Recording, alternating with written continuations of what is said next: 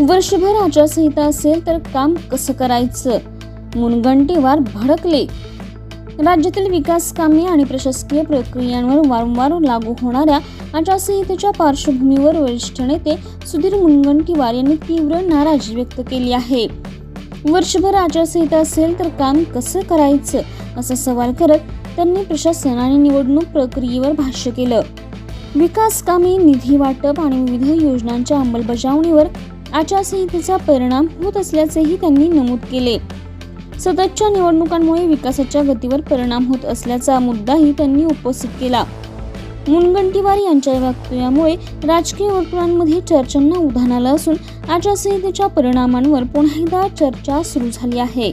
तरी साधारणतः 700 दिवस आचारसंहिता कामच करायचं नाहीये. 2.5 लाख कोटी रुपये पगारामध्ये देतो, ते काम न करायसाठी देतो, निमित्त शोधायचं.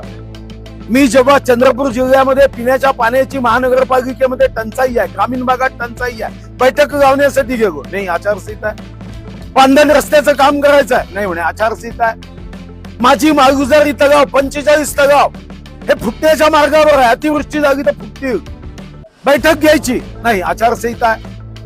त्या गुंजेबाईमध्ये वाघानी हमला केला, 4 आमच्या लाडक्या बहिणीचा मृत्यू झाला, यावर उपाययोजना करण्यासाठी बैठक घ्यायची नाही म्हणे आचारसंहिता आहे. काही सांगा, शेतकऱ्याच्या पतपुरवठ्यासाठी बैठक आचारसंहिता, खताच्या